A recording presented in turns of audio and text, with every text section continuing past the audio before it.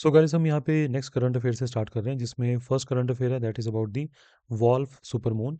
Although इस तरह के क्वेश्चन वहाँ एग्जाम्स के अंदर बहुत रेयर देखे जाते हैं, बट फिर भी जो इंपॉर्टेंट इन्फॉर्मेशन है वो हम यहाँ पे गैदर करते हैं।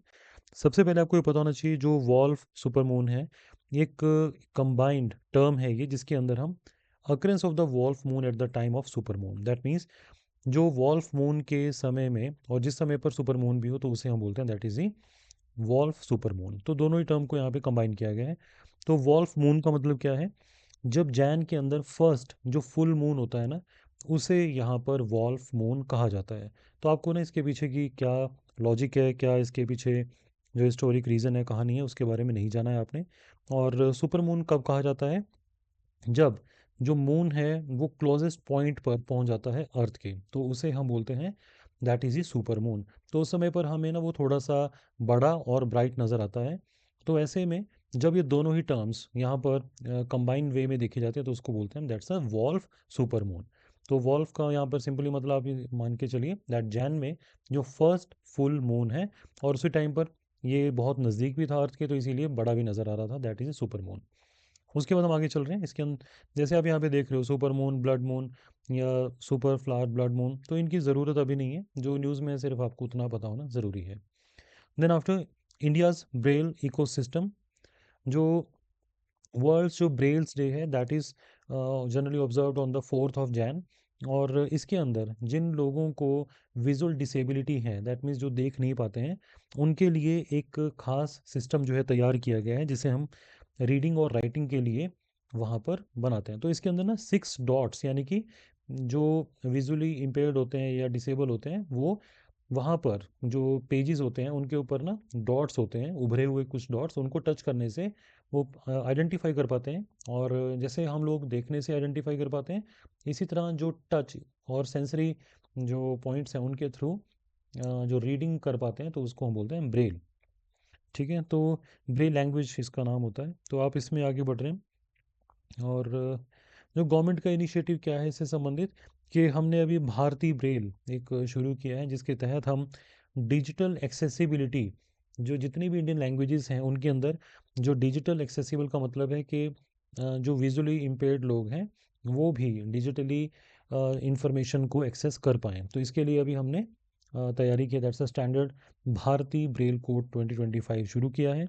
और इसी तरह से आपने देखा होगा जो गवर्नमेंट बिल्डिंग्स होती हैं वहाँ पर हम डिसेबल पर्सनस के लिए रैंप बनाते हैं। इसी तरह से सुगम्य भारत अभियान और सुगम्य पुस्तकालय, जिसके अंदर ब्रेल एनेबल्ड जो पब्लिक इंफ्रास्ट्रक्चर होगा, जहाँ पर जो पर्सन विद प्रिंट डिसेबिलिटी, यानी कि जो नहीं देख पा रहे हैं चीज़ों को, उनके लिए लर्निंग रिसोर्सेज कैसे अरेंज किए गए हैं, वो वहाँ पर मतलब पूरी अरेंजमेंट किया गया है। साथ ही साथ यहाँ पर national institute for empowerment of person with the visual disability, ये एक इसे मतलब ड्राफ्ट भारती ब्रेल 2.1, जो एक टेक्नोलॉजिकल अपग्रेडेशन है and the digital compatibility of the national Braille standard. Although ना ये इस तरह की चीज़ आपको नहीं आएगी तो आप इसको छोड़ भी सकते हैं, क्योंकि सिर्फ आपको एक तो डे के बारे में याद रखना है, उतना ही एनफ है।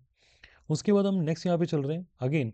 जब भी आप करंट अफेयर में कोई डिफेंस से रिलेटेड वहाँ पर मिसाइल पढ़ रहे हैं, कोई एयरक्राफ्ट के बारे देख रहे हैं, कोई नेवल वेसल कोई जो इंट्रोड्यूस की है या जो रिटायर की गई है, जब भी आप ऐसी चीज़ों के बारे पढ़ते हैं तो आपके लिए इंपॉर्टेंट है। जैसे आप इसमें देखिए, जो आकाश एनजी मिसाइल है उसमें हमें क्या क्या याद रखना है। दैट इज़, एक तो डीआरडीओ ने इसको सक्सेसफुली इवैल्यूएट किया है, इसके जो इवैल्यूएशन ट्रायल्स हैं उसको कंप्लीट कर लिया है कि हाँ ये ठीक वर्क करेगी या नहीं करेगी। और इसके अंदर जो समरी है पहले इसमें देख लीजिए, एक लाइटर लॉन्ग रेंज और मतलब एक प्रकार से जो आकाश हमारी पहले मिसाइल थी उसका अपग्रेडेड वर्जन है, जो उसकी रेंज भी लंबी, यानी दूर मतलब दूरी तक जा सकती है। और साथ ही साथ यहाँ पे लीथल अपग्रेड भी बताई गई। दैट मीन लीथल का मतलब होता है जो जानलेवा हो, यानी कि एक प्रकार से जिसकी मारक क्षमता ज़्यादा हो, उसकी बात हो रही है।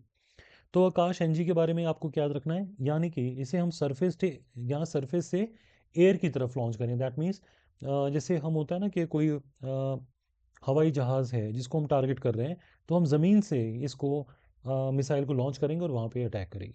सो that is surface to air missile है। पेपर के अंदर हो सकता है वहाँ पर आपको कंफ्यूज करने के लिए सरफेस टू सरफेस वहाँ पे मेंशन करें, या एयर टू एयर मेंशन करें, या एयर टू सरफेस करें। So you need to remember that is surface to air है। और यहाँ पर it is designed for the IAF, that means जो इंडियन एयरफोर्स है उनके लिए बनाई गई है, to intercept the high speed high manoeuvring low radar cross sectional जो एरियल थ्रेट्स हैं। दैट मीन्स ऐसे एरियल थ्रेट, ऐसे जो हवा से आने वाले जो इंडियन टेरिटरी में अटैक हो सकते हैं, जो काफ़ी ड्रोन से हो सकते हैं या एयरक्राफ्ट हो सकते हैं, कोई क्रूज मिसाइल इंडिया की तरफ आ रही हो, तो ये 70 किलोमीटर तक की ऊंचाई से जो भी चीज़ आ रही होगी उसको ये टारगेट कर पाएगा। साथ ही साथ आपको इसमें एक दो पॉइंट और याद रख लेना है, दैट इज़ जो DRDO ने इसको डेवलप किया है, और इसके अंदर यहाँ पर जो डेवलप देखिए किसने किया, DRDO ने, लेकिन प्रोड्यूस यानी कि जिन्होंने इसके ऊपर इन्वेस्टमेंट किया, that is Bharat dynamic limited and Bharat electronic limited. तो एक प्रकार से हम डिफेंस मैन्युफैक्चरिंग में अब अपनी एक इंडिपेंडेंस यहाँ पे ले रहे हैं। तो इसमें हमें अब जो चीज़ें यहाँ देखनी है, और दैट इसकी जो स्पीड है वो भी आपको ध्यान रखना है, दैट इज़ मैक 2.5। इसका मतलब है कि जो आवाज़ यानी कि ध्वनि की गति है, जो वेलोसिटी है साउंड की, उससे ये 2.5 आप कह सकते हैं कि उससे मल्टीप्लाई बाय 2.5 ये मतलब ऑपरेट करती है, इसकी स्पीड इतनी ज़्यादा है। तो आपको ना ये मैक ज़रूर याद रखना है, मैक 2.5। और ये 60 से 70 किलोमीटर के लिए जो स्ट्राइक करने की कैपेबिलिटी है। तो आपको ये पूछा जा सकता है कि क्या ये 150 किलोमीटर के लिए टारगेट की कर सकते हैं, तो आपने कहना नहीं। साथ ही साथ जो यहाँ पर 20 किलोमीटर जो एल्टीट्यूड है, जिसका मतलब है कि जो ऊंचाई 20 किलोमीटर की एल्टीट्यूड तक ये जा सकती है, और इसकी जो किलिंग प्रोबेबिलिटी है दैट्स 90%। दैट मीन्स कि अगर इसको हमने लॉन्च किया तो चांस है कि ये 90% अपने वहाँ पर टारगेट को हिट करेगी। साथ ही साथ इसमें और जो चीज़ें देख लेते हैं, बाकी चीज़ें आप छोड़ सकते हैं। आपको बस ये याद रखना है कि स्पेशली इंडियन एयरफोर्स के लिए डिज़ाइन की गई है, और यहाँ पे प्रोड्यूस किसने किया है, और इसके कंपेयर टू द ओरिजिनल आकाश, देखिए ये लाइन हो सकती है वहाँ पेपर में, that NG version is lighter. That means ये सिर्फ 350 किलो का है, जबकि जो आकाश ओरिजिनल मिसाइल थी वो 700 kg की है। और इसकी क्योंकि हल्की हो गई है तो इसीलिए ज़्यादा दूरी तक जा सकती है। जो आकाश है वो 700 किलो की है और 30 किलोमीटर जा सकती थी, जबकि ये 350 किलो की है और 70 किलोमीटर जा सकती है। एक चीज़ और इसमें, यहाँ पर it replaces the ramjet propulsion with the solid rocket, जो मोटर है इसके अंदर, दैट मीन्स यहाँ पर रैमजेट प्रोपल्शन को हमने रिप्लेस किया है with the solid rocket motor. तो थोड़ा ना आपको बस ये ध्यान रख लेना है। अभी फिलहाल आपने ना इनके डिफरेंसेस में नहीं जाना है, सिर्फ जो मैंने भी पॉइंट्स बताए हैं उतना याद रख लीजिएगा, इतना इनफ है। जो DRDO ने एक और आकाश नाम से डेवलप की थी बहुत पहले, काफ़ी पुराना करंट अफेयर है, that is he Akash prime. तो वो अपग्रेडेड वर्जन था आकाश मिसाइल का, but with the same range but equipped with the indigenous active जो हमारे पास RF सीकर्स हैं। तो आपको सिंपल याद रखना है फिलहाल के लिए, अगर एग्जाम में पूछा जाएगा तो एक तो डिफरेंस हो सकता है कि विद दी ओरिजिनल आकाश कैसी है ये, साथ ही साथ इसकी जो एक कैपेसिटी है या इसकी जो रेंज है उसके बारे में, किसने प्रोड्यूस की है उसके बारे में, और ये इसका वेट कम है पुराने से ज़्यादा, वो आपको ध्यान रखना है। जिन चीज़ों यहाँ पर एक और भी इम्पॉर्टेंट है, आमतौर पे जब आप मिसाइल टेक्नोलॉजी के बारे पढ़ते हैं, इंडिया में कैसे ये इसकी डेवलपमेंट हुई, तब आपको ये बताया जाता है कि इंडिया में एक प्रोग्राम शुरू हुआ था 1982-83 के अंदर, जिसका नाम था, that was integrated guided missile development programme. जिसका मतलब क्या है, इंडिया इस प्रकार की मिसाइल्स को डेवलप करेगा जिन्हें हम एक बार लॉन्च कर दिया तो वो गाइडेड मैनर में अपने टारगेट पर अटैक करेंगी। तो उस समय पर जो APJ अब्दुल कलाम है, जो भारत के प्रेसिडेंट भी रहे, तो उन्होंने इसको स्टार्ट किया था ताकि भारत के अंदर मिसाइल टेक्नोलॉजी के अंदर हम लोग सेल्फ रिलायंस ले सकें। तो आपने याद रखना है यहाँ पे एक ना निमोनिक का आप यूज़ करेंगे, यानी कि जैसे फर्स्ट वर्ड आप यूज़ करेंगे पटना, यानी कि 5 प्रकार की यहाँ पे मिसाइल्स को डेवलप किया गया था। तो पटना से आप याद रखेंगे, जिसमें एक है पृथ्वी। जो पृथ्वी है ना, याद रखना है आपने, ये शॉर्ट रेंज है, ये आपको याद रखना है, यानी कि कम दूरी तक जा सकती है। पृथ्वी भी आगे ना कई तरह की, जैसे पृथ्वी 1 2 3, तो या धनुष। आपको ना ये याद रखना है, जो पृथ्वी है वो कम दूरी की है। और पहले हम सारी देख लेते हैं जो, और आकाश कौन सी है, जो मीडियम रेंज की है। आकाश का मतलब है कि हम उसे ज़मीन से छोड़ेंगे और ये एयर की तरफ स्ट्राइक करेगी, आकाश उसको बोलते हैं मीडियम रेंज। त्रिशूल होगी शॉर्ट रेंज। ये ना पेपर के अंदर आपके पास वहाँ मैचिंग में हो सकता है, long range, short range, medium range, और surface to surface, surface to air. तो यानी कि अगर मैंने सरफेस टू एयर छोड़ना है किसी को, यानी कि सरफेस टू एयर के लिए आप टारगेट कर रहे हो और आपकी मीडियम रेंज है तो आपको आकाश छोड़नी है। अगर शॉर्ट रेंज है तो त्रिशूल छोड़नी है। जैसे त्रिशूल है, आप थोड़ा सा इसको याद रख सकते हैं कि मान लीजिए आप त्रिशूल छोड़ते हैं कहीं पर तो थोड़ा जान दूर नहीं जाएगा, वो पास तक ही चला जाएगा, तो इसीलिए वो शॉर्ट रेंज है बट सरफेस टू एयर है। नाग मिसाइल, क्योंकि आप पटना के अंदर PEPAT आप पढ़ चुके हो और एन पढ़ रहे हैं इसमें, that's a third generation anti tank missile. और उसके बाद है अग्नि। तो आपको याद रखना है नाग जो है ना काफ़ी इंपॉर्टेंट है और ये टैंक्स यानी कि एंटी टैंक्स मिसाइल है हमारे लिए। इसमें अब आपको थोड़ा सा अंदर की डिटेल में दे देता हूँ कि इस प्रोग्राम के अंदर क्या क्या डेवलप किया गया था और क्या क्वेश्चन हो सकते हैं अगर यहाँ से आते हैं। तो फर्स्ट वन इज ये पृथ्वी सीरीज, जिसके अंदर क्योंकि हमने पढ़ा ये सरफेस टू सरफेस है और शॉर्ट रेंज है यानी कि कम दूरी की है। सो दैट्स अ पृथ्वी 1, पृथ्वी 2, पृथ्वी 3। तो और इसका ना एक और जो धनुष वर्जन है, क्योंकि ये तो हमने आर्मी के लिए तैयार की थी जो पृथ्वी सीरीज है, पर जो धनुष है वो हमने नेवी के लिए शुरू की थी और बिल्कुल वो पृथ्वी की तरह ही है। तो नेवल वेरिएंट इसका कौन सा है, दैट्स अ धनुष। अब उसके बाद देख रहे हैं यहाँ पे त्रिशूल। त्रिशूल जो है जैसे मैंने आपको कहा था that is having a limited range और उसकी सिर्फ 12 किलोमीटर तक वो जो है टारगेट कर सकते हैं, जबकि ज़्यादा दूरी तक अगर आप टारगेट करना चाह रहे हैं तो आकाश है, यानी कि मीडियम रेंज उसकी 30 किलोमीटर तक की रहेगी सरफेस टू एयर। तो आपको सिंपल ये याद रखना है। इसके अलावा हमारे पास अग्नि मिसाइल प्रोग्राम के अंदर तो अभी हम अग्नि मिसाइल में हम ना इंटर कॉन्टिनेंटल भी चले गए, यानी कि हम आज अपने जो एशिया से बाहर भी अटैक कर सकते हैं। तो जैसे एशिया एक महाद्वीप है, कॉन्टिनेंट है, इससे बाहर भी हम अटैक कर सकते हैं, तो उसको बोलते हैं अग्नि सीरीज है इसके अंदर, जिसमें कि आप बहुत लंबी दूरी तक के लिए टारगेट कर पा रहे हैं, दैट इज दी अग्नि सीरीज।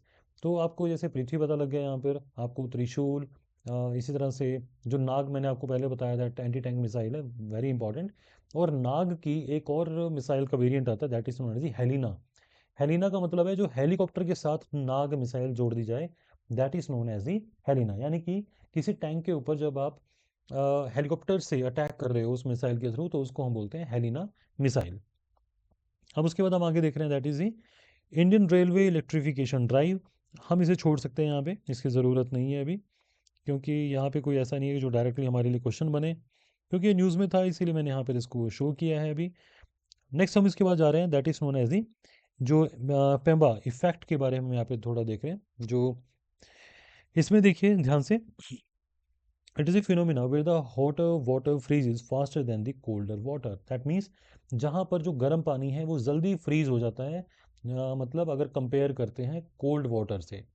सो सबसे पहली बार ये जो है ना एरिस्टोटल ने इस इफेक्ट को यहाँ पर noted the effect in the Meteorologica and it was rediscovered in the 20th century by the Erasto Pemba, या मेम्बा इनको बोलते हैं, after whom it was named.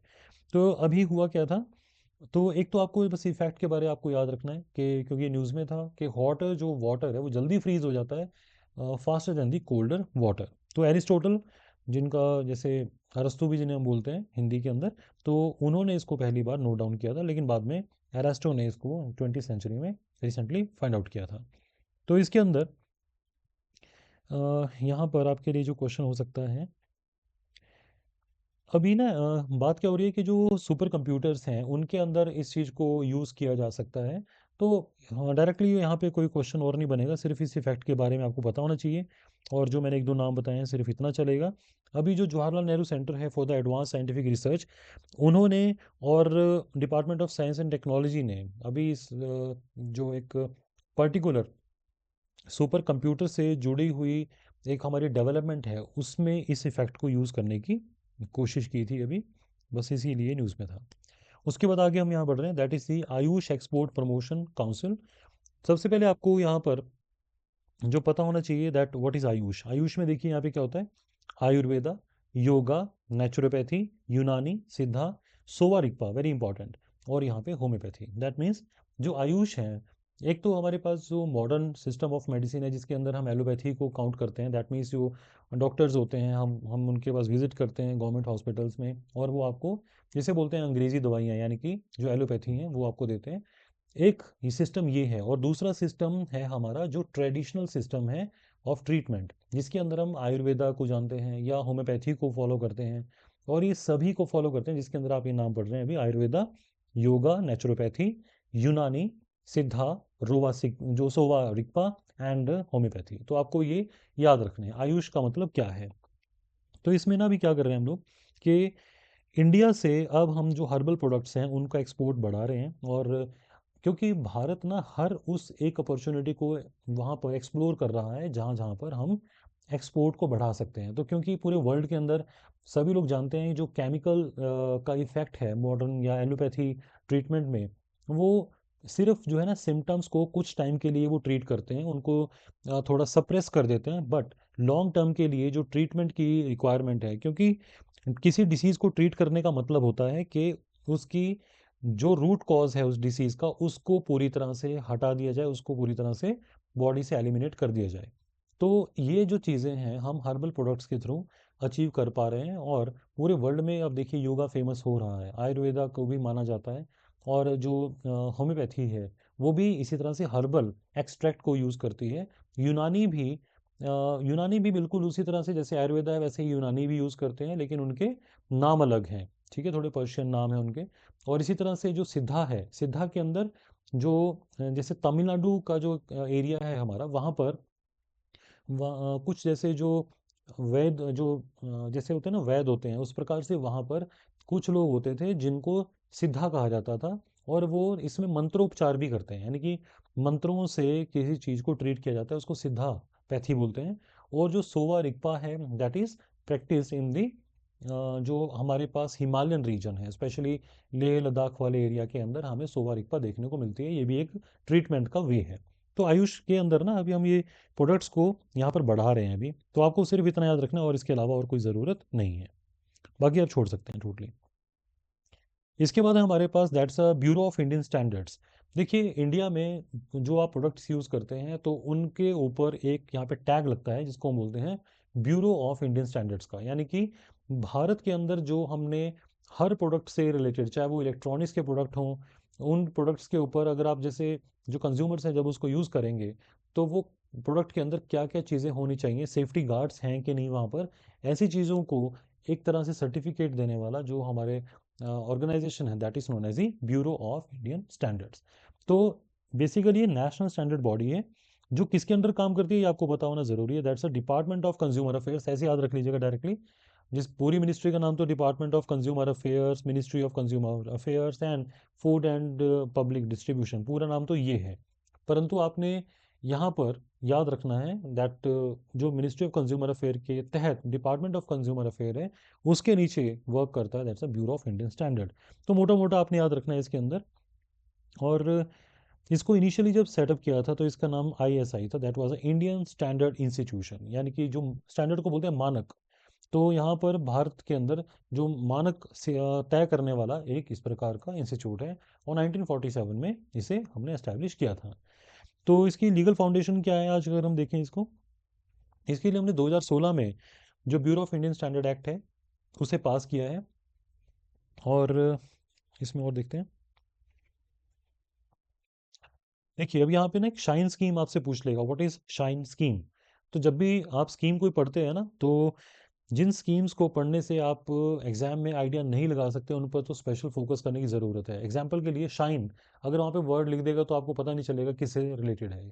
तो आपको ये याद रखना है स्टैंडर्ड हेल्प, जो standards help inform and nurture the empowered woman, that means जो वुमेन सेंट्रिक क्वालिटी अवेयरनेस, यानी कि जो फीमेल्स हैं उन या कंज्यूमर्स हैं या वुमेन सेंट्रिक जो क्वालिटी है उसको इंश्योर करने के लिए, और स्पेशली वुमेन सेंट्रिक जो प्रोडक्ट्स हैं उनसे related, and empowerment initiative through the SHG and NGO, that means जो सेल्फ हेल्प ग्रुप जो स्वयं एक सेवा केंद्र होते हैं या इस तरह के ग्रुप समझे तैयार करते हैं, जो आपस में कई महिलाएं जुड़कर एक पर्टिकुलर चीज़ के लिए वो सभी कॉमनली एफर्ट डालती हैं, तो उसको बोलते हैं जो सेल्फ हेल्प ग्रुप्स हैं, और एनजीओज भी यहाँ पे काम करते हैं। तो ये शाइन स्कीम किससे जुड़ी हुई है, ये ब्यूरो ऑफ इंडियन स्टैंडर्ड से जुड़ी हुई है। इसके बाद और यहाँ पे तो कोई क्वेश्चन नहीं बनता, उसको बाकी आप छोड़ सकते हैं। नेक्स्ट आप देखिए यहाँ पे what is a remote sensing. Remote sensing का मतलब होता है, सबसे पहले आपको पता हो रिमोट क्या होता है। रिमोट का मतलब होता है दूर। जैसे हमारे पास जो टेलीविज़न है जब आप उसको स्टार्ट करते हैं तो आप रिमोट कंट्रोल होता है आपके पास, या एसी जब आप उसको ऑन ऑफ करते हैं तो आप रिमोट से करते हैं, तो दैट मीन्स रिमोट सेंसिंग, जब हम किसी चीज़ को दूर से ऑपरेट करें। तो इसी तरह से जब हम किसी चीज़ को दूर से सेंस करें उसको बोलते हैं रिमोट सेंसिंग। इसके ऊपर यूपीएससी का क्वेश्चन आ चुका है, तो यहाँ पर एक दो चीज़ें ऑब्जर्व कर लेते हैं। रिमोट सेंसिंग क्या है? जिसके अंदर हम चीज़ों को दूर से ऑब्जर्व करते हैं, एनालिसिस करते हैं। यानी कि हमने अर्थ से ऊपर जो सैटेलाइट 200, 300, 400 किलोमीटर ऊपर छोड़े हुए हैं, उन जगहों से जब हम अर्थ के ऊपर होने वाली एक्टिविटीज़ को, कौन सी एक्टिविटीज़? जैसे अर्थ पर कहाँ, किस प्रकार के कह सकते हैं आप, लाइट से साइक्लोन बनने वाले हैं, बादल कितने हैं, फ्लड्स कहाँ कहाँ आ चुकी हैं, कहाँ पर खेती बाड़ी ज़्यादा नज़र आ रही है, कहाँ पे सूखा ज़्यादा नज़र आ रहा है, तो यहाँ कहाँ पर हमारे डिवास्टेशन या नुकसान ज़्यादा हुआ है। तो उस प्रकार की चीज़ों को चेक करना, आइडेंटिफाई करना, दैट्स अ रिमोट सेंसिंग कर रहे होते हैं हम। तो इसके अंदर हम बेसिकली हमारी अर्थ से निकलने वाली जो इलेक्ट्रोमैग्नेटिक रेडिएशन है, उनको ये जो 300-400 किलोमीटर ऊपर स्पेस में सैटेलाइट्स उन रेडिएशंस को एक प्रकार से कैच करते हैं, चेक करते हैं, डिटेक्ट करते हैं, और उससे हम आइडेंटिफाई कर पाते हैं कि नीचे ज़मीन पर जो पर्टिकुलर डेटा है उसको फिर एनालिसिस किया जाता है। तो यहाँ पर आपने ये चीज़ ध्यान रखनी है। मान लीजिए हम किसी एक सैटेलाइट के थ्रू किसी फॉरेस्ट एरिया को देख रहे हैं। हमने लास्ट ईयर जब उस फॉरेस्ट को देखा था तो हमारे पास रेडिएशन कम आ रही थी वहाँ से, लेकिन अब जब हम नेक्स्ट ईयर देख रहे हैं तो रेडिएशन ज़्यादा आ रही है वहाँ से। तो हो सकता है कि उस जगह पर जो नंबर ऑफ ट्रीज़ हैं वो अब कम हो गए हों। तो इस वजह से हम ये आइडेंटिफाई कर पाते हैं कि कहाँ पर हमारे वेजिटेशन लॉस, यानी कि फॉरेस्ट कहाँ पर कम हो गए हैं, कहाँ ज़्यादा हो गए हैं, कहाँ पे पानी की अवेलेबिलिटी है, कहाँ पे मिनरल्स हैं यानी कि खनिज जिन्हें कहा जाता है, कहाँ पर चट्टानें हैं, कहाँ मिट्टी है। ये सारी चीज़ें देखिए आप 300-400 किलोमीटर ऊपर से सेंस कर पाते हैं। इसको बोलते हैं रिमोट सेंसिंग। तो यूपीएससी में ना इस तरह के जो क्वेश्चन पूछे गए थे, तो वहाँ यही चीज़ें पूछी गई थी कि आखिरकार हम रिमोट सेंसिंग से क्या क्या चीज़ें डिटेक्ट कर पाते हैं। तो अब आपको ये याद रखना है, ये जो ऊपर चीज़ें बताई हैं वो आप चीज़ें चेक कर सकते हो। जैसे कि एग्जाम्पल के लिए अब देखिए यहाँ पे एप्लीकेशन ऑफ रिमोट सेंसिंग क्या क्या है। जब आप ऊपर से चेक करेंगे तो आपको पता लगेगा कि वहाँ पे वेजिटेशन, क्रॉप्स, फॉरेस्ट ज़मीन पर कितने हैं। तो यहाँ इससे होता क्या है, जो हमारे हेल्दी प्लांट्स होते हैं ना, वो रेड लाइट को एब्जॉर्ब कर लेते हैं और वो रिफ्लेक्ट कर देते हैं नियर इंफ्रा रेड लाइट। ये थोड़ा सा आप साइंस की पॉइंट ऑफ व्यू से याद रखिएगा। ऑल्दो आज तक ऐसा क्वेश्चन कहीं पूछा नहीं गया, लेकिन चांस हो सकता है कि आखिरकार रिमोट सेंसर्स या जो सेटेलाइट्स हैं वो कैसे चेक कर पाते हैं। तो आप यहाँ पे आंसर देंगे कि जो हमारे पास स्वस्थ पौधे होते हैं, वो जो सूर्य प्रकाश के अंदर आने वाली जो रेड लाइट है उसको तो कैच कर लेते हैं, बट जो नियर इंफ्रा रेड लाइट होती है तो उसको यहाँ पर वो रिफ्लेक्ट कर देते हैं, यानी कि वो वापस भेज देते हैं आसमान की तरफ। तो आप यहाँ पे मतलब ऐसा क्यों कर पाते हैं? क्योंकि उनके पत्तों के अंदर होता है क्लोरोफिल। तो इस वजह से जो हमारे रिमोट सेंसर्स हैं या सैटेलाइट्स हैं वो इन चीज़ों को कैच कर पाते हैं। तो आपको एक तो मैंने रीज़न दे दिया यहाँ पे। आपको सिर्फ याद रखना है कि इसकी जो एप्लीकेशन है रिमोट सेंसिंग की, वो कहाँ कहाँ पर हो सकती है। उसके बाद हम आगे देख रहे हैं। यहाँ पे सरफेस वाटर मैपिंग भी की जाती है और फ्लड कहाँ कहाँ आ रहे हैं वो भी चीज़ चेक की जाती है इसमें।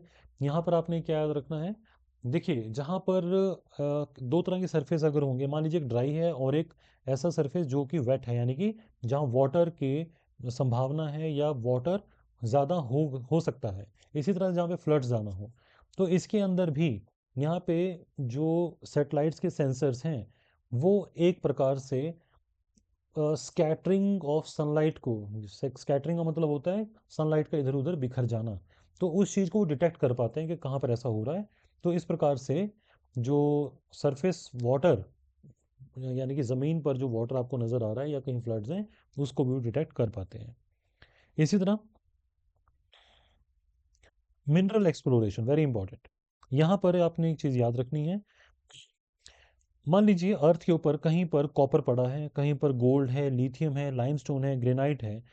जब इनके ऊपर सनलाइट वहाँ पर पड़ती है, सनलाइट के पड़ने से कई प्रकार के ये जहाँ जहाँ पर भी ये मिनरल्स या हमारे पास मेटल्स पड़ी होती हैं, तो सनलाइट को ये एक प्रकार से इधर उधर जैसे स्कैटरिंग शुरू कर देती हैं या रिफ्लेक्ट करती हैं। तो उस चीज़ को ऑप्टिकल सेंसर अगेन डिटेक्ट कर पाते हैं। तो ये क्वेश्चन ना कई बार बच्चे उलझ जाते हैं वहाँ पर, यूपीएससी में भी इस क्वेश्चन में काफ़ी उलझन हुई थी उस समय पर। तो आपको ये याद रखना है कि हमारे पास अर्थ पर कहाँ कहाँ पर कौन कौन से रीजन में किस किस प्रकार की मेटल्स या मिनरल्स पड़े हुए हैं या उनसे जुड़ी हुई रॉक्स पड़ी हैं। ये चीज़ हमें पता लग जाती है 300-400 किलोमीटर ऊपर से ही। तो ये भी एक किसकी यूटिलिटी है, रिमोट सेंसिंग की। साथ ही साथ जैसे ऑयल या गैस का भी पता लगा सकते हैं। अब आपको लगेगा कि वो तो सरफेस पे चीज़ें तो जो सैटेलाइट है वो डिटेक्ट कर सकते हैं, लेकिन ऑयल और गैस तो बहुत नीचे होता है अर्थ के, तो उसे वो कैसे देखेगा या डिटेक्ट करेगा। तो मैं आपको बता दूं कि जिस एरिया में मान लीजिए कोई एक फील्ड है जहाँ पर उस फील्ड के नीचे ऑयल या गैस पड़ा हुआ है, तो हो सकता है वहाँ से सीपेज यानी कि रिसाव जिसको बोलते हैं, कि वो गैस ऊपर की तरफ थोड़ी थोड़ी आ रही हो, या ऑयल भी ऊपर की तरफ जो है धीरे धीरे आ रहा हो। तो जिस जगह पर ऑयल ऊपर आकर सरफेस पर, वहाँ पे सॉइल को थोड़ा सा चेंज कर देगा, सॉइल की केमिस्ट्री बदल जाएगी। तो इसी वजह से ऑयल और गैस को भी डिटेक्ट कर पाते हैं ये। हालांकि याद रखिए, जहाँ पर इस प्रकार का रिसाव यानी कि अर्थ तक कोई ऑयल या गैस नहीं पहुँच पाती, वहाँ पर जो हमारे सेटेलाइट्स हैं इस प्रकार के डिटेक्शन नहीं कर पाएंगे। आपको ये भी याद रखना है।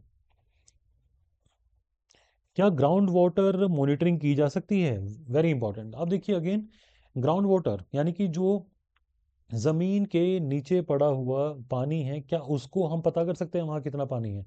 तो हम यहाँ कह सकते हैं कि यस, अगर लेकिन वो जो पानी है वो किसी तरह से ऊपर उसकी सीपेज हो रही हो, यानी कि ऊपर तक वो पहुँच पा रहा हो, तो उससे भी हम आइडिया यहाँ पे लगा सकते हैं।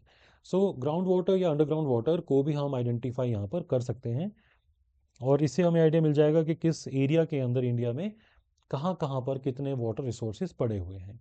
तो उसी के मुताबिक हम इरिगेशन या फर्टिलाइज़र यूज़ वगैरह को आगे ध्यान देंगे। इसी तरह sustainable resource management, that means के इसमें कुछ खास नहीं है गाइज। एक ना यहाँ पर एक कंसेप्ट आता है, ऑल्दो ये कोई मेंस का कंसेप्ट है, बट फिर भी अर्बन हीट आइलैंड क्या होते हैं। जैसे कि मान लीजिए कि दिल्ली की अगर हम बात करें, दिल्ली के अंदर ना बहुत सारी बिल्डिंग्स हैं, वहाँ पे सीमेंटाइज्ड यानी कि स्ट्रक्चर्स हैं, और वहाँ पे जो रोड्स हैं वो भी एक प्रकार से वहाँ पे जैसे कोल या चारकोल वहाँ पे यूज़ किया गया है, तो या कोल तार वहाँ पे यूज़ करते हैं हम लोग। तो आपको यहाँ एक चीज़ को समझना होगा कि जब सनलाइट पड़ती है ऐसे स्ट्रक्चर्स पर जहाँ पर ग्रीनरी कम हो और बिल्डिंग ज़्यादा हो, तो वो एरिया ज़्यादा गर्म हो जाता है। और जबकि दिल्ली के आसपास का जो एरिया होगा जहाँ पे गांव वगैरह बसे होंगे, वहाँ पर ये स्ट्रक्चर्स कम होते हैं। इसीलिए जब शाम होती है ना और हम थर्मल सेंसर से चेक करते हैं सेटेलाइट से, तब हमें ऐसा लगता है कि बाकी जगहें तो ठंडी हैं, लेकिन बीच में कोई ऐसा डॉट सा नज़र आएगा जो काफ़ी गर्म सा या एक ऑरेंज कलर का, रेड कलर का नज़र आता है जब थर्मल इमेजेस में हम देखते हैं। तो दैट इज़ नोन एज ही, जैसे एक पूरे समंदर के अंदर एक छोटा सा टापू नज़र आता है, उसी प्रकार से अर्बन एरियाज एक हीट आइलैंड की तरह नज़र आते हैं, तो उसको बोलते हैं हम अर्बन हीट आइलैंड्स। तो आपको सिर्फ ये थोड़ा सा आइडिया हो इसके बारे में, इतना एनफ है। उसके बारे में हम आगे इसमें बात कर रहे हैं, that is he national legal service authority. Next यहाँ पे आपको याद रखना है नालसा के बारे में। That's a national legal service authority. ये एक स्टैट्यूटरी बॉडी है। पहली बात आपने यह ध्यान रखनी है, ये कॉन्स्टिट्यूशन में नहीं लिखी गई है। इसे बनाने के लिए हम लोगों ने एक एक्ट को पास किया था, वो भी जो 1987 में एक्ट पास किया गया था, लीगल सर्विस अथॉरिटी एक्ट। इसके तहत जो लोग इंडिया में गरीब हैं और जिन्हें एक जस्टिस की रिक्वायरमेंट है, जस्टिस की आस है, उन लोगों के पास पैसे नहीं है, या वो गरीब हैं, कैपेबल नहीं है, तो उन लोगों को सपोर्ट करने के लिए ये एक अथॉरिटी बनाई गई थी, that's a national legal service authority. तो आपको उन्हें क्वेश्चन आएगा कि क्या ये हमारे कॉन्स्टिट्यूशन में लिखी गई है, तो आपने यहाँ पे आंसर देना नहीं। इसे हमने 1995 में बनाया, ऑल्दो इससे संबंधित जो एक्ट है वो 1987 में पास कर दिया गया था, क्योंकि इसने 2025 में जो है 30 ईयर कंप्लीट किए हैं। और यहाँ पे जो इसका चीफ होता है, that's a pattern in chief, याद रखें आप, that's a CGI, chief justice of India रहेंगे। और एक और इम्पॉर्टेंट चीज़, अगर आपने डीपीएसपी यानी कि directive principle of state policy, जिसे हिंदी में हम बोलते हैं राज्य के नीति निदेशक तत्व, जो कि जो हमारा पार्ट 4 है इंडियन कॉन्स्टिट्यूशन का, उसके में वहाँ पे दिया गया है, वहाँ पर आपको आर्टिकल 39 कैपिटल ए पढ़ना है। वहाँ पर याद रखिए 39 स्मॉल ए नहीं लिखा है, यहाँ पे 39 ए ये कैपिटल वाला लिखा है, यानी कि इसे हमने बाद में ऐड किया है आफ्टर अमेंडमेंट। तो आपने याद रखना है इसके तहत क्या बताया गया है वहाँ पे, यानी कि स्टेट गवर्नमेंट या आप कह सकते हैं गवर्नमेंट की ड्यूटी है कि वो लोगों को यानी कि फ्री लीगल एड प्रोवाइड करे, ताकि इंडिया में इक्वल जस्टिस और अपॉर्चुनिटी फॉर ऑल सिटीजन्स को इंश्योर किया जा सके। ये वो किन के लिए, जिन जो इकोनॉमिकली वीक हैं या डिसेबल हैं, उनके लिए यहाँ पर ये फैसिलिटी प्रोवाइड करने का प्रोविज़न कहा गया है। ठीक है, तो आपको ये चीज़ ध्यान रखनी है। और प्राइमरी फंक्शन तो मैंने आपको बता ही दिया इसका फंक्शन क्या होगा, और इसका एक्ट 87 का है। इसके नालसा याद रखना है आपने। नालसा तो देखिए पूरे इंडिया में एक ही होगी, और ये लेकिन सुपरवाइज करती है स्टेट को भी। तो स्टेट क्या है, हर स्टेट, मान लीजिए आप हरियाणा की बात करें तो हरियाणा का अपना होगा Haryana state legal service authority. तो यहाँ पर इसी तरह पंजाब का अपना होगा, राजस्थान का, तमिलनाडु, उड़ीसा, आंध्र प्रदेश, सबका अपना अपना एक लीगल सर्विस अथॉरिटी होगी। तो वहाँ पर उनके हेड कौन होंगे, जो उस हाई कोर्ट के चीफ जस्टिस होंगे, वहाँ के हेड पैटर्न इन चीफ बोलते हैं, that is the chief justice of the respective high courts. तो ये तो होगी यहाँ पे स्टेट लेवल की। उसके नीचे डिस्ट्रिक्ट लेवल पर भी एक ऐसी चीज़ होती है, ताकि वहाँ पे लोगों को न्याय आसानी से मिल सके। तो यहाँ पे जो डिस्ट्रिक्ट लीगल सर्विस अथॉरिटी होती है वहाँ पे होता है डीजे, दैट्स अ डिस्ट्रिक्ट जज। इसी तरह हमारे पास जो सब डिवीज़न होती हैं, सब डिवीज़न जैसे अगर आप जैसे महाराष्ट्र की तरफ जाएंगे तो वहाँ पर सब डिवीज़न को तालुक बोलते हैं, तालुक। या यहाँ पर जैसे नॉर्थ इंडिया में मैक्सिमम चलता है सब डिविजनल। जो लीगल सर्विस कमिटीज़ हैं वहाँ पे सीनियर सिविल जज होते हैं, जो कि हेड होते हैं। तो आपको एक तो ना इनकी हायरार्की याद रखनी है। और साथ ही साथ ये क्या सभी के लिए एलिजिबल, जो एलिजिबिलिटी क्राइटेरिया, यानी कि मान लीजिए कि वो कौन लोग होंगे जो कि इन सर्विसेज का फ़ायदा उठा सकते हैं। तो यहाँ पर आपने याद रखना है, अगर कोई विमेन, कोई जैसे चाइल्ड, इसी तरह से जो शेड्यूल कास्ट मेंबर्स या शेड्यूल ट्राइब मेंबर्स, इसी तरह इकोनॉमिकल वीकर सेक्शन, इंडस्ट्रियल कोई वर्कर है, डिसेबल पर्सन है, या कोई और स्पेसिफाइड जो कैटेगरी है, ये लोग अगर वहाँ पर जाते हैं लीगल सर्विस अथॉरिटी में, तो इन्हें फ्री ऑफ कॉस्ट या बहुत ही कम एक फ़ीस के ऊपर गवर्नमेंट की तरफ से एक जो एडवोकेट है वो प्रोवाइड किया जाता है। तो आपने ये चीज़ ध्यान रखनी है। नेक्स्ट हम यहाँ पे देख रहे हैं that's a white bellied heron and Kalai two project. तो सबसे पहले आपको यहाँ पर याद रखना है कि जो कलाई टू प्रोजेक्ट की बात आ रही है, ये ना आमतौर पे न्यूज़ में जो प्रोजेक्ट रहते हैं ना, वहाँ मैचिंग में पूछ लिया जाता है, डायरेक्टली पूछ लिया जाता है that this particular project was in news, तो ये कौन से रिवर पर है या कौन से जैसे स्टेट के अंदर है। तो आप यहाँ पे कहेंगे कि लोहित रिवर के ऊपर है और अरुणाचल प्रदेश में है कलाई टू। तो अभी हुआ क्या है कि यहाँ पर पहले ये भी जान लेते हैं कि वाइट बैलेट जो हेरॉन है वो क्या है। ये आपने याद रखना है, एक प्रकार का ये पक्षी है, और ये जो हमारे पास ईस्टर्न हिमालय के अंदर ज़्यादा मिलता है। याद रखिए गाइज, ये आपके पास हिमाचल वगैरह की तरफ नहीं मिलेगा, ये आपको नेपाल और आगे वाला जो जैसे नेपाल, अरुणाचल प्रदेश, उन एरियाज में ज़्यादा मिलेगा। तो दैट इज़ वाई इसको आपने बोलना है कि ईस्टर्न हिमालय में मिलने वाला ये पक्षी है। पहली बात आपने याद रखनी है। और इसके अंदर जो बाकी चीज़ें आप इसकी छोड़ सकते हैं, लेकिन ये क्रिटिकली एंडेंजर्ड है। आप अगर पुराने जैसे एचसीएस के या यूपीएससी के या बाकी स्टेट सर्विसेज के एग्ज़ाम देखेंगे, तो न्यूज़ के अंदर रहने वाली कुछ जो हमारे पास मेन स्पीसीज होती हैं, और उनके ना सामने मैचिंग में क्वेश्चन आ सकते हैं कि क्या ये स्पीसीज एंडेंजर्ड है, क्रिटिकली एंडेंजर्ड है, या ये एक्सटिंक्ट हो चुकी है, या एक्सटिंक्ट इन वाइल्ड है, वल्नरेबल है। तो that is he IUCN status बोलते हैं इसे।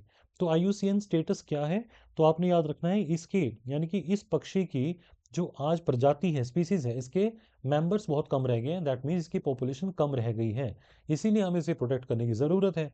तो अभी हुआ क्या है कि जब से ये प्रोजेक्ट पे हम काम कर रहे हैं, कलाई टू हाइड्रो पावर प्रोजेक्ट है लोहित रिवर जो अरुणाचल प्रदेश में है, तब से इस पर्टिकुलर जो वाइट बैलेट जो हेरॉन है, इसके ऊपर मतलब ये थोड़ा सा खतरा मंडरा रहा है। तो आपको बस ये चीज़ ध्यान रखनी है कि अभी न्यूज़ में क्यों था ये और इससे जुड़ा हुआ। तो देखिए यहाँ पर मैंने जैसे आपको बताया कि ईस्टर्न आपको हिमालय मिलेगा, दैट इज़ अरुणाचल प्रदेश के एरियाज़ में। और इसी तरह से नाम Dampa tiger reserve, Kamlang tiger reserve वगैरह में भी आपको देखने को मिलेगा। और ये आप देखिए, ये पक्षी ध्यान से देख रहे हैं आप। और अब देखिए इसके लिए थ्रेट क्या है। जहाँ जहाँ पर भी हाइड्रो पावर डैम बनते हैं ना, तो उसकी वजह से रिवर का जो फ्लो है कई बार, मतलब आप जैसे मान लीजिए कहीं पर आप डैम बनाएंगे, तो एक रिवर के पानी को रोकेंगे आप, तो हो सकता है कि जो नेचुरली पहले फ्लो होता हो रिवर का अब वो कम हो जाए। तो इसी वजह से इसकी जो एक हैबिटेट है, जो रहने की जगह है, स्थान है, वो अब वहाँ पर उसके लिए थ्रेट है। तो आपको बस ये चीज़ ध्यान रखनी है। और कलाई टू प्रोजेक्ट क्या है गाइस? 1200 मेगावाट का एक प्रोजेक्ट है लोहित रिवर के ऊपर।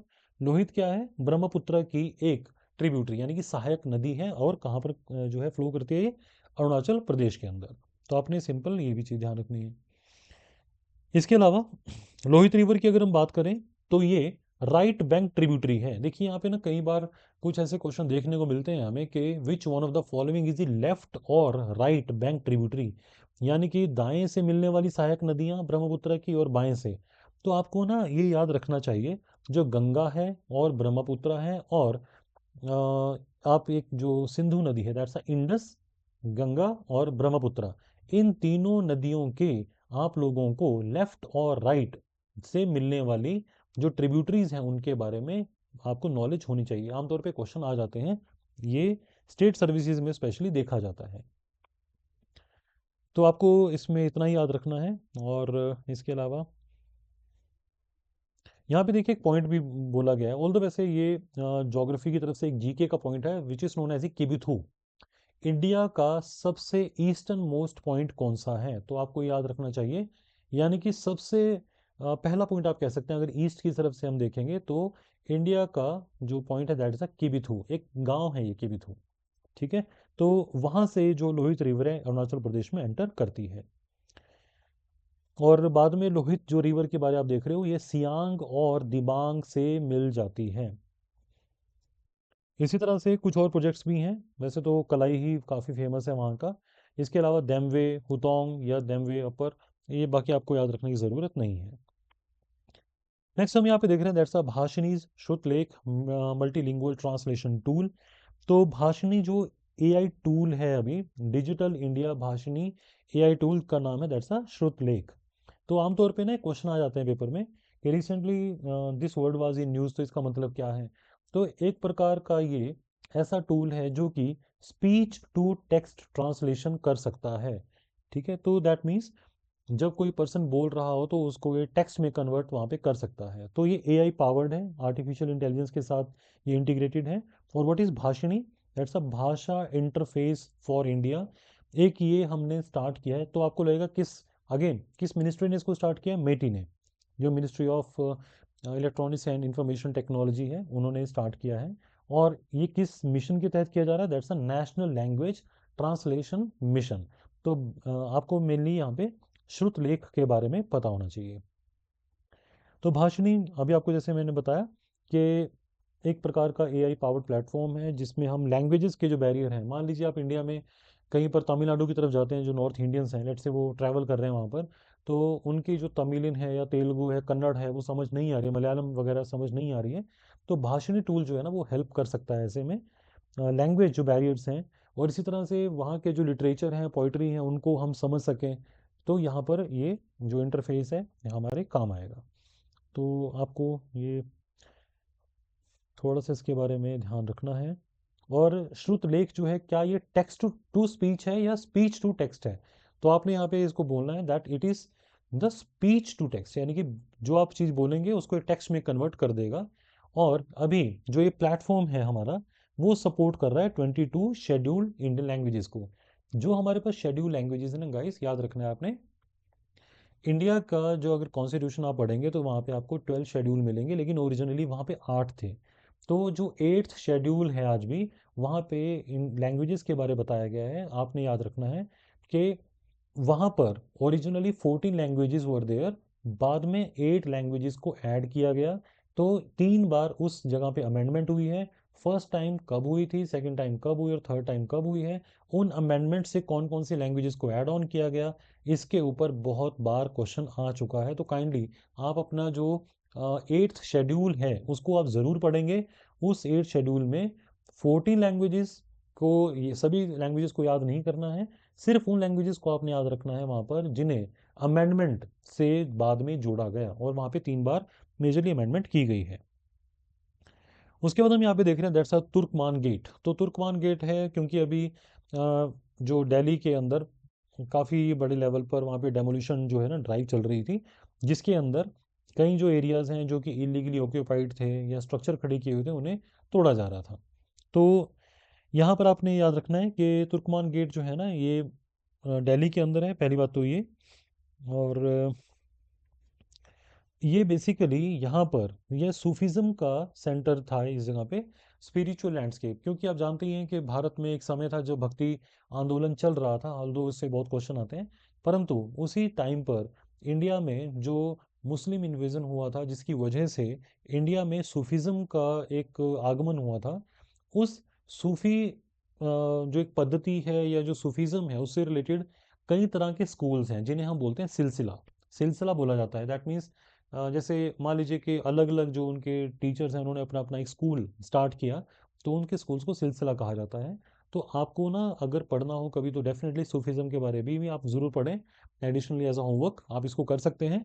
तो इस जगह पर दिल्ली में सूफिज़्म का ना ये तुर्कमान गेट जो है, ये एरिया, ये इससे जुड़ा हुआ माना जाता था, क्योंकि यहाँ पर शाह तुर्कमान बयबानी, जो कि सूफिज़्म के ट्रेडिशन के साथ काफ़ी लंबे टाइम से जुड़े हुए थे, वो यहाँ पर मतलब एक तरीके से इस जगह का उनके साथ एक प्रकार से अटैच आप देख सकते हैं। तो इसमें और कोई यहाँ पे डायरेक्टली तो नहीं बनता कोई क्वेश्चन यहाँ पर। और ये है जो दैट्स अ तुर्कमान गेट आप सामने देख रहे हैं। अब हम यहाँ पे देख रहे हैं दैट्स अ एवियन फ्लू। इसके ऊपर यूपीएससी या बाकी सिविल सर्विसेज में भी क्वेश्चन आ चुके हैं, तो आपको ये भी पता होना चाहिए। जब भी गाइस याद रखें कोई एवियन इन्फ्लुएंजा, एवियन का मतलब होता है जो बर्ड से फैलता हो, और इन्फ्लुएंजा का मतलब आपने वर्ड सुना होगा फ्लू। फ्लू का मतलब होता है जब किसी पर्सन को तबीयत खराब हो जाती है 2-3 दिन के लिए, फीवर रहता है, हाई ग्रेड फीवर, और ये उसको बोलते हैं फ्लू। तो फ्लू की जो फुल फॉर्म होती है दैट्स इन्फ्लुएंजा।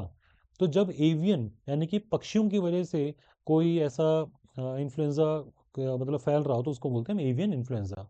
जब कई बार हम बोलते हैं स्वाइन इन्फ्लुएंजा भी होता है, ठीक है। तो आपको ये याद रखना है, ये जो आप वर्ड देख रहे हैं ना, दैट इज H5N1। ये क्वेश्चन आता है पेपर में।